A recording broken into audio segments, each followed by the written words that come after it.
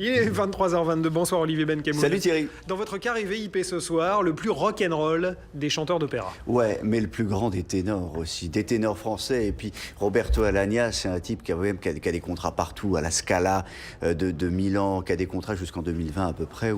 Et là, ce soir, donc il était à l'Olympia. Hop, regardez-le, il était vachement fier d'être à l'Olympia ce soir, Roberto Alagna. Pour une soirée. Mais pour une soirée, avoir son nom écrit en haut de l'affiche comme ça en rouge, c'est normal. Il a kiffé.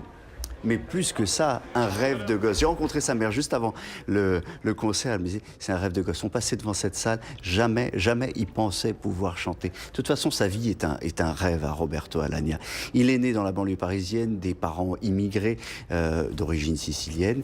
Et puis, un jour, il rencontre Pavarotti, comme ça qu'il le séduit à une dédicace. Pavarotti lui dit...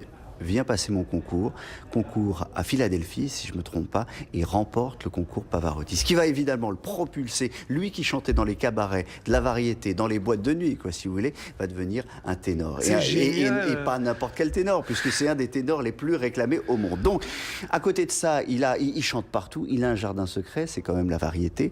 Il a enregistré un album de Luis Mariano, qui a été un carton, des reprises, Mexico, etc.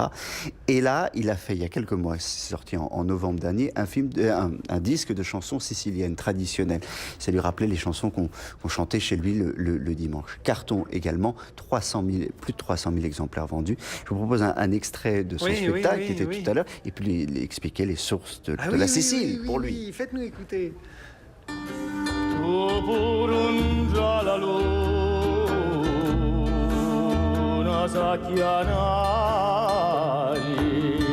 Ce sont des chansons qui parlent de la vie, de la mort, un peu souvent on traite les sujets difficiles sur un ton ironique, un peu léger, et inversement. Ouais, on chantait des chansons siciliennes à la maison. Ah bah oui, on continue à en chanter, bien sûr. C'est-à-dire ça se passait le dimanche. Le dimanche, ça nous faisait oublier un petit peu. Enfin, moi j'étais enfant, mais mes parents et mes oncles, ça leur faisait oublier un petit peu le dur labeur de la semaine, et en même temps, ça les rattachait au souvenir de la Sicile, de leur pays, de leur île.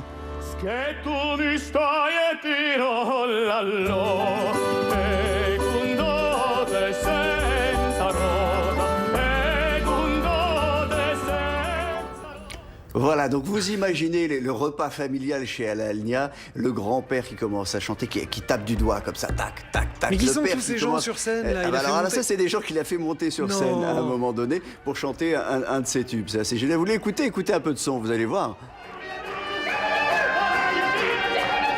Ça, c'est des gens du public. Voilà, c'est ça. Il a choisi comme ça dans le public. Et vous imaginez donc ce grand ténor, ce type-là, qui est devant un public en général d'art lyrique, qui dit pas un mot, qui écoute religieusement, qui fait monter ces gens à l'Olympia, qui se fait plaisir, comme un gosse, véritablement comme un gosse. C'était magnifique, c'était merveilleux.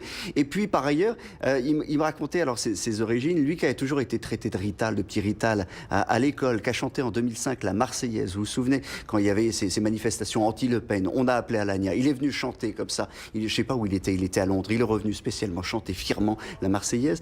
Et là, en rechantant ces chansons siciliennes, il s'est dit, voilà où sont mes origines. Écoutez-le.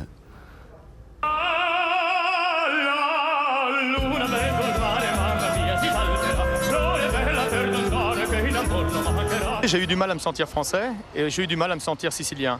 Donc moi je suis devenu français le jour où j'ai chanté la Marseillaise, où je me suis vraiment senti français, puisque toute mon enfance j'étais un rital. J'étais le petit rital et donc toujours étranger partout. Et grâce à ce disque, je deviens un petit peu sicilien, et grâce au répertoire français, je deviens aussi français.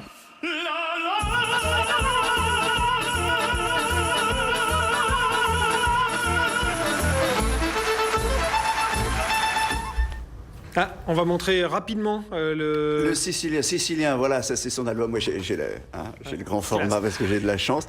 Et puis voilà, puis alors vous l'écouterez plus à l'Olympia, c'est pas grave, écoutez ce disque, c'est quand même merveilleux. Il est trop mignon, il a trop la classe, Roberto Alagna. Merci beaucoup Olivier Benkemoun pour ce délicieux moment.